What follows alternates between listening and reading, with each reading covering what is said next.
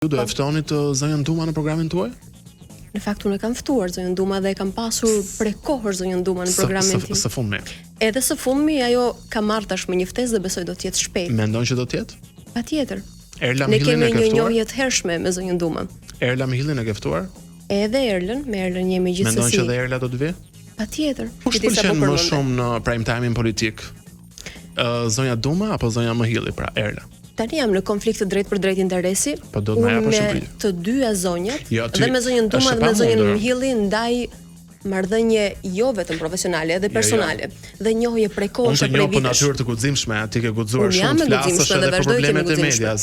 Absolutisht. Gjë që shumë pak e bëjnë. Dhe nuk jam e kursyer as pak. Jo. Zjen të servilosen dhe të mos flasin për hallkat e Po, gabura por në kjo media. nuk është servilose, kjo është konflikt i pastër interesi sepse unë nuk i njoh vetëm profesionalisht zonjat. Po, I njoh dhe nga ana njerëzore dhe jam pak Kur ulesh në subjektive. darkë në shtëpi, domethënë Kur ulem në darkë në shtëpi nuk shoh asnjërin.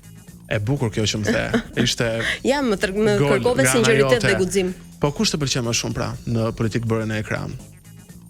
Shko, ato janë dy zonja të respektuara që profesionalisht qëndrojnë shumë lart dhe në vite kanë arritur që ta perfeksionojnë punën që bëjnë. Ke frikë të japësh një përgjigje? Absolutisht nuk kam frikë, por ta thash jam subjektive, nuk mund të jem reale, sepse me të dyja zonjat kam njohje shumë të hershme dhe marrëdhënie edhe njerëzore. Ka shesti konkurrente në ekran se ti mund të kesh marrëdhënie njerëzore patjetër, edhe un kam shumë miq në media, po konkurrenca s'u mungon.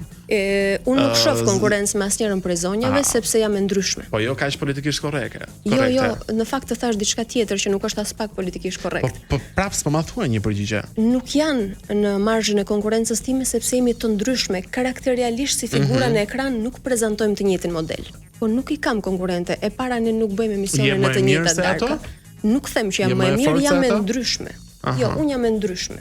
Nuk jam më e mirë, mund të jem dhe më e keqe, momentet caktuara mund të jem më pak e vlerësuar profesionalisht, por jam e ndryshme. E di që nuk ngatrohem dot momentet caktuara se mund t'i përngjasoj njërës apo tjetrës. Nuk kemi element përbashkët me asnjërin nga zonjat. Po. Ke ose Top Story ose Erla Mihillin. Kë do zgjidhe ti? Tani Erla Mihilli fillon në një orë tjetër, fillon më herët, në orën 20, kështu që do ta nisja me Erlën dhe do ta vazhdoja me Gridën. Dhe të thonë që sonte je ftuar në të njëjtën orë, nuk je në pjesën e parë të zonjës Mihilli se më the fillon më para. Je në 21 ose në 22. Do marrësh rrugën për Kashar në Top Story apo për të Erla Mihilli? Për fatin tënd të keq unë kam gati përgjigjen dhe e kam krejtësisht formal, sepse unë kam shkuar te të dyja zonjat. Zonja Mihilli për hir të miqësisë, po në rastin e zonjës Duma ne kemi një marrëdhënie kontraktuale bashkë. Çfarë do thotë marrëdhënie kontraktuale për audiencën që nuk e kupton? Marrëdhënie kontraktuale do të thotë që neve bashkëpunojmë, pra kemi një marrëdhënie paraprake dhe unë i përgjigjem sigurisht marrëdhënies kontraktuale para një marrëdhënie miqësore kur flasim për një mision televiziv. Pra ju zgjidhni zonjën Duma përpara zonjës Mihilli. Në këtë rast jam e detyruar të zbatoj detyrat e mia, është në rreshtin e përgjegjësive të mia të javës.